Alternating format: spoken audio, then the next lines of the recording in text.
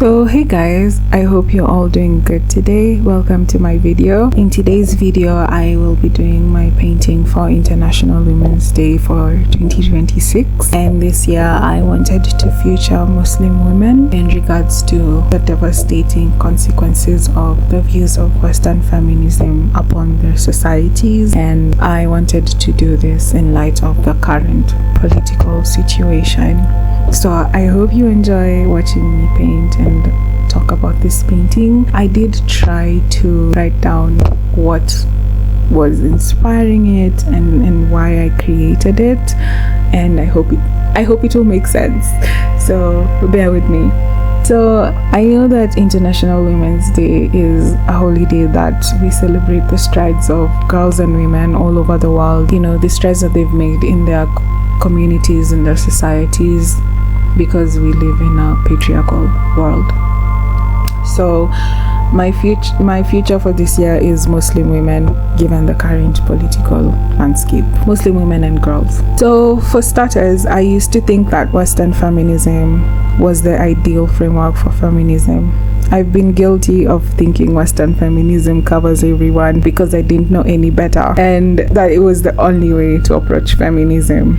It never really occurred to me that there could be discrimination in a political movement and ideology meant to empower us as women, especially if the discrimination is coming from your fellow woman. I believe that Western feminism captured every single woman, and for me, Western feminism was the only kind of feminism I knew and was exposed to, and that when we were talking about feminism, that was the only framework for feminism that was there. So at the time I wouldn't call it Western feminism. For me it was just feminism, because for me feminism meant empowering women and girls all over the world, and that was it. Like, for me that was the basic.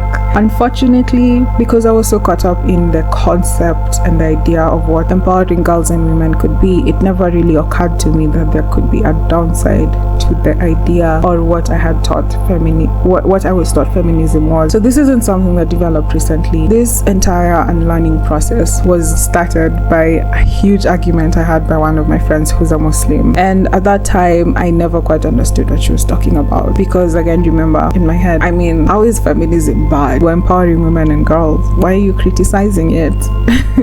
But because we were arguing, it didn't, I think, you know, when you're arguing, everybody's just trying to prove their point. I think that was just happening. But that argument did start an unlearning process in my mind. And so this year I finally understood what my friend was trying to tell me, and I understood it because across my screen, every single post would say, this is the liberation of Muslim women that the Western media and the West talks about, and it's just girls and women crying in devastation over losses, over pain, over just so much devastation that has been caused to them, and caused to them in the name of, you know, empowering them. And then came the Minab strike. The US government in March hit a school and killed over 100 Iranian children, and some of these children were girls. So then you have to ask yourself, why are you killing the people you're liberating? That doesn't make sense. Why do they have to be killed? Why are you striking a children's school? It was absolutely heartbreaking when I found out later on that apparently that was an accident, and it's like, oops, sorry, we killed kids in school.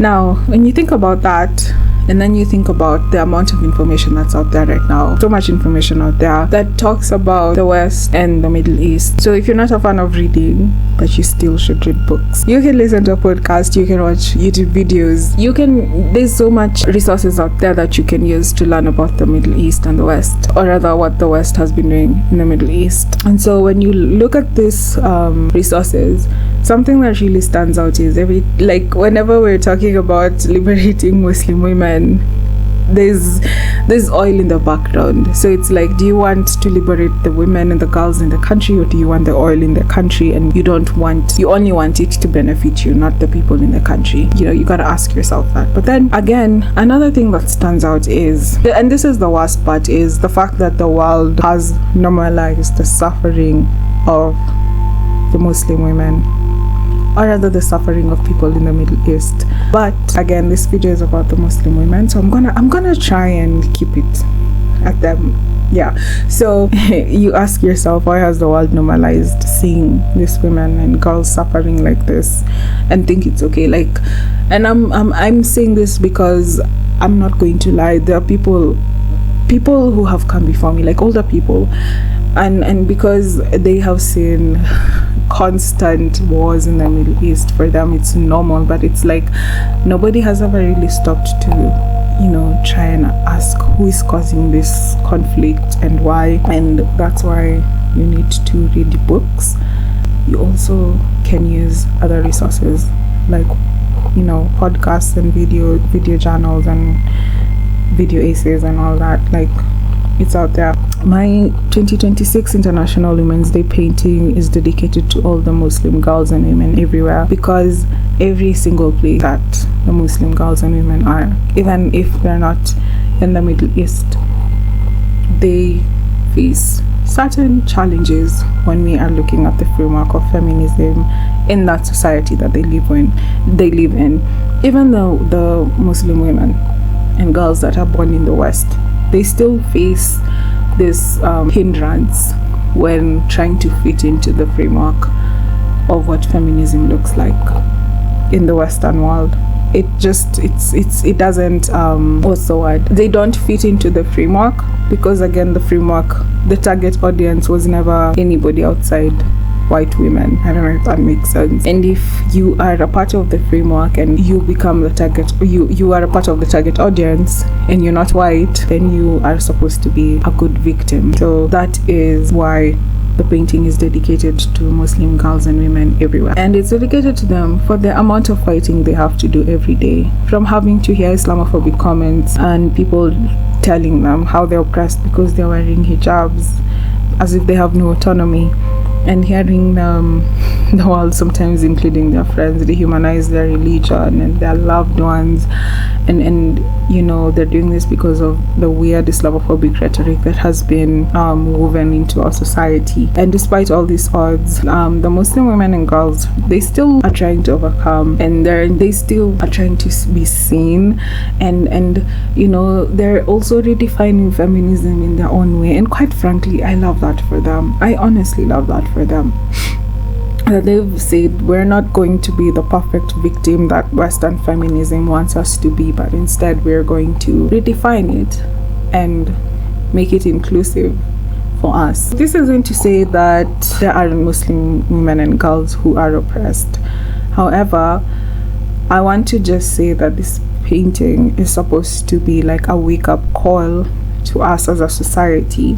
When we are talking about what it means to empower women, are we talking about all the women and girls, or just certain women? We need to really take that into account. And I'm saying this because I'm sure even some of us sometimes you don't even know this, but you still hold on to weird Islamophobic rhetoric that you may not even believe, but it's just because you've heard it, you've been taught, it's woven into the society. Even you accept it as it is, because you're like, see, mi nilipata vitu kwa hivyo. And don't live like that, by the way. That's not a good way to live. So I think that we as a society and we as women, because again, Western feminism will have women oppressing their fellow women. It is very weird, but yes, it will have them oppressing their fellow women and calling it empowerment. Yes, that is how, when I tell you that Western feminism, the framework does not fit every single woman in the world, including the women in the Western world. It doesn't, like, it the framework doesn't include them as well, and they live there. They're part of that society. They're still finding hindrances towards being a part of the empowerment of women and girls. So it's a huge wake-up call to us as women as well. Like, it's a huge wake-up call, because now we're like going back to the drawing board and saying, okay, this is what we thought feminism was, this is what we were taught it was, but what really is it?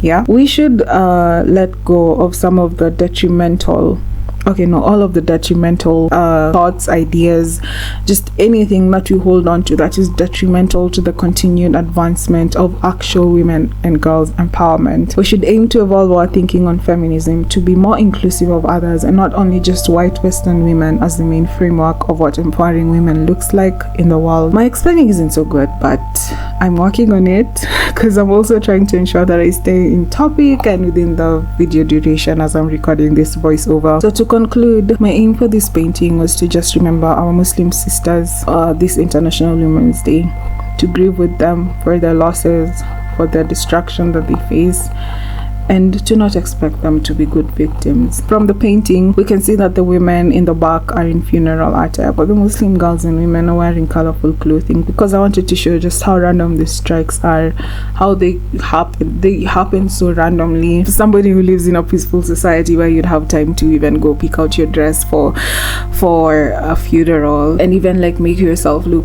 presentable, sometimes people don't even have that kind of allowance because the situation is so devastating. And so I wanted to point that out. I was like, okay, I'll just explain this in the voiceover as to why the women in the back have funeral attire and the Muslim women are like just colorful clothing, and this is a funeral. But it's like, it's supposed to also remember the Minab school killings that were done by the US government. So I just wanted to put that out there. I also wanted to capture the current political climate, so you can also see the background. There's a lot of it just looks like destruction, it's apocalyptic. And then also because this is a really small surface, I was trying to work with what I have, because yeah, this is like a sketch, but I think I would like to repaint this on a bigger canvas, maybe at the end of the year. I'll figure that out, but I just wanted to put this painting out there because I just really wanted to empathize with my Muslim sisters, and I feel guilty. So like sometimes I really feel guilty because I've also upheld this rhetorics. Like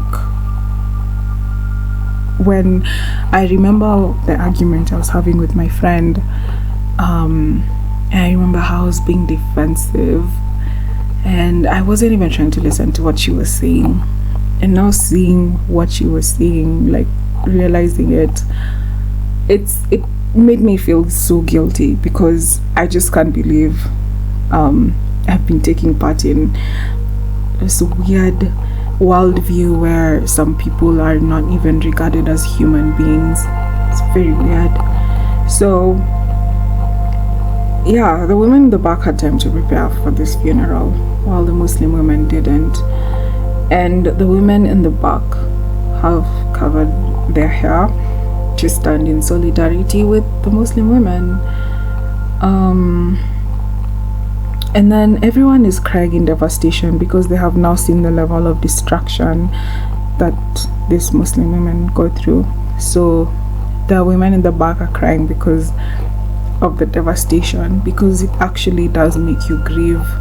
And the Muslim women are obviously, they're crying because of their losses, they're crying because of, you know, another strike, and so there's that different worldview that's also that's also a part of the painting, whereby you have these women crying because wow, I can't believe the devastation that I've been also contributing to by holding these weird beliefs. And then we have them standing there with the Muslim women and seeing them in that devastation, and seeing how horrible the world has treated them. That is what I was trying to portray there, and I hope it's come out well.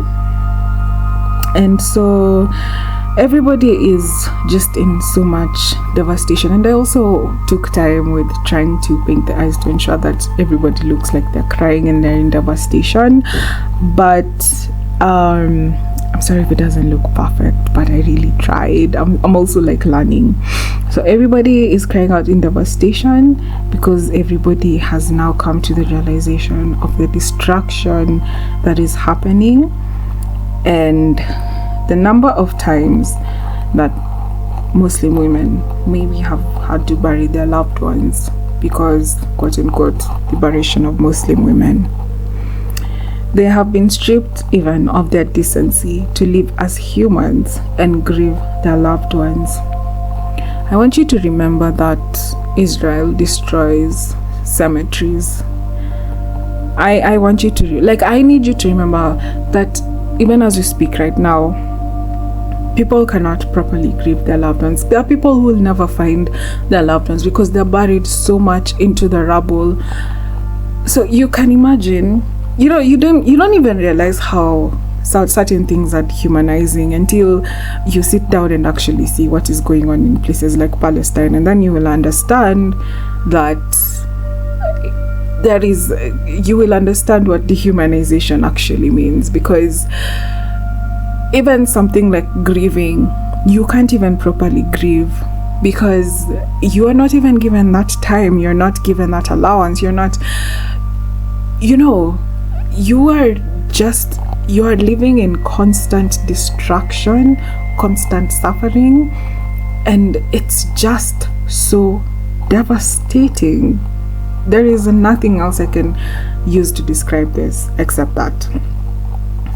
And these Muslim women have been forced to bury their children, their relatives, their friends, their colleagues, and they have to do it in their destroyed homeland because the world thinks it's normal to watch them suffer. Guys, please don't live like that. Do not turn your backs on the devastation these people are facing. Please don't do that. We are human beings and we're meant to be here for each other, so please. So the old woman in the kafir is Palestinian, and of course you understand why she is the only old person there. If not, she is supposed to represent the Nakba that is still going on in Palestine. The Nakba has been going on for 7 decades.